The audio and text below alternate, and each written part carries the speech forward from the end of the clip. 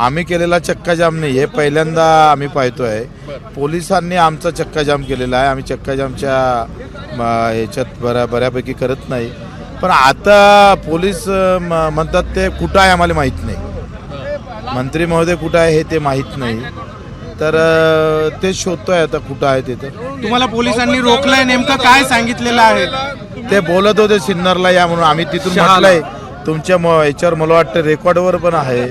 आणि ते सांगितले सिन्नरवर या. आम्ही सिन्नरला आलो तर पोलीस म्हणतात ते इकडे नाही, ते शहरातच आहे.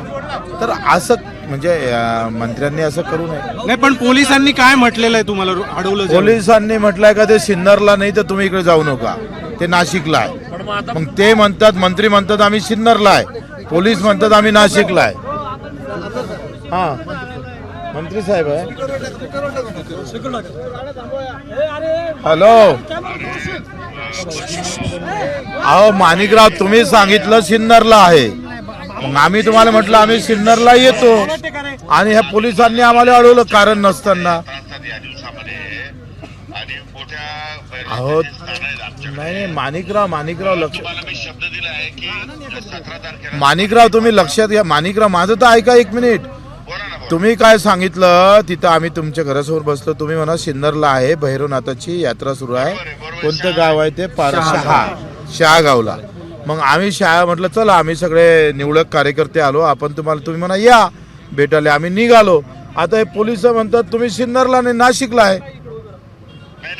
हे असं आमच्या सोबत असा मतदारसंघामध्ये वेगवेगळ्या गावांमध्ये मला जावं लागतंय आणि मी माझ्याबरोबर काही बंदोबस्त काही नसतो आणि मी एकटाच फिरतो. मला काय, मी तसा एकदम साधा माणूस आहे, त्याच्यामुळे पोलिसांना मी काय फार इन्फॉर्मेशन देतो आणि मग फिरतो असं काही नाही. मला काही भीती वाटत नाही कोणाची, किंवा मी कोणाचं वाईट केलेलं नाहीये.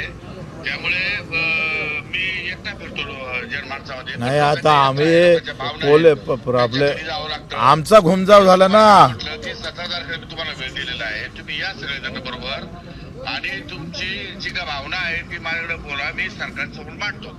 एकदा आपल्याला सांगितलं नाही, फक्त आता एकदा कन्फर्म करा म्हणजे पोलिसांना आम्हाला अडवून ठेवलेलं आहे. मला वाटलं 17 तारखेला दुपारी 1 वाजता तुम्हाला माझा सीओ तुम्हाला पत्र घेऊन भेटायला येईल आणि त्यावेळेस तुमचे संघटनेचे जे पदाधिकारी आहेत त्यांना पण भेटायला येईल आणि तुम्ही 17 तारखेला मुंबईला या. मुंबईला मी तुमच्याशी सविस्तर चर्चा करतो आणि राज्य सरकारकडे भूमिका माझी मांडतो. ठीक आहे. पण मी सिन्नरला नाही आहे ना आता. नाही, मी सिन्नरलाच आहे, पण मी ग्रामीण भागामध्ये आहे. आमच्याकडे 15-20 गावांमध्ये ठीक आहे.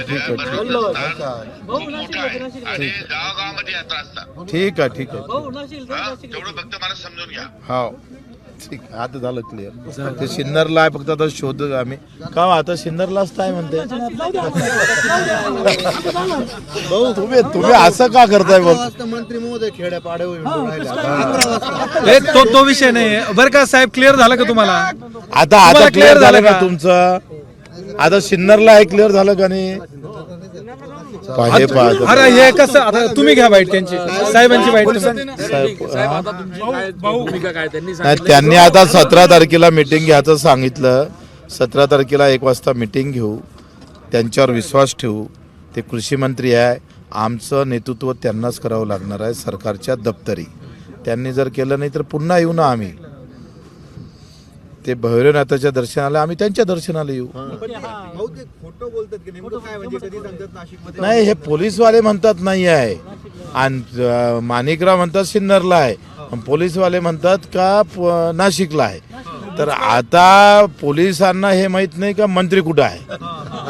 मुळात आता म्हणजे आमचा हा मोठा प्रश्न झाला ना. महाराष्ट्रात असं कधी होत नाही, म्हणजे मिसिंग मंत्री झालं असं झालं ना. ते जेव्हा मंत्री मिसिंग म्हणजे त्यांचा माणिकरावचं ते म्हणतात, पोलीसवाले काय म्हणतात इथं ते माणिकराव तुम्हाला नाशिकला आहे, पण ते पोलीसवाले म्हणतात ते सिन्नरला नाही आहे. माणिकराव म्हणते मी सिन्नरला आहे. तर आता आम्ही मोठ्या अडचणीत पडलो आहे, काय करावं म्हणजे. आता ते 1 तारखेला 17 तारखेला 1 वाजता मीटिंग घेणार आहे, तेव्हा आम्ही भेटू. पण आता आम्ही थोडं सिन्नरच्या रेस्ट हाऊसला थांबतो थोडं. पिक्चर स्टाईल अडवलेला आहे, पोलिसांनी गाड्या आडवा मारलेल्या आहे. हे हाईट आहे म्हणजे आम्ही चक्का जाम केला नाही, पोलिसांनी आमचा चक्का जाम केला. आणि ह्या सगळ्यांचा चक्का जाम. आता हा गुन्हा पोलिसांवर झाला पाहिजे का नाही? आता आम्ही जर अडवला असता तर गुन्हा कोणावर दाखल झाला असता, पण आता हा पोलिसांनी आमचा चक्का जाम केलाय. म्हणजे हे पण हाईट आहे आंदोलनातली, म्हणजे पोलिसांची हाईट आहे ही.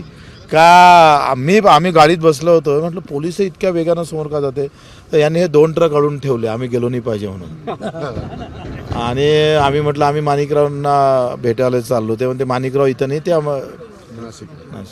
आता ते कुठं आहे ते तुम्ही शोधा, आम्ही शोधतो. नाही, पण एकूणच भाऊ, आता शेतकऱ्यांच्या कर्जमाफीसाठी आंदोलन होतं, शेतकऱ्यांच्या हिताचे निर्णय घेणं अपेक्षित आहे. कृषी मंत्री साधी भेट देखील आपली घ्यायला तयार नाही आहेत. कृषी मंत्र्यांनी फोनवर संपर्क साधला.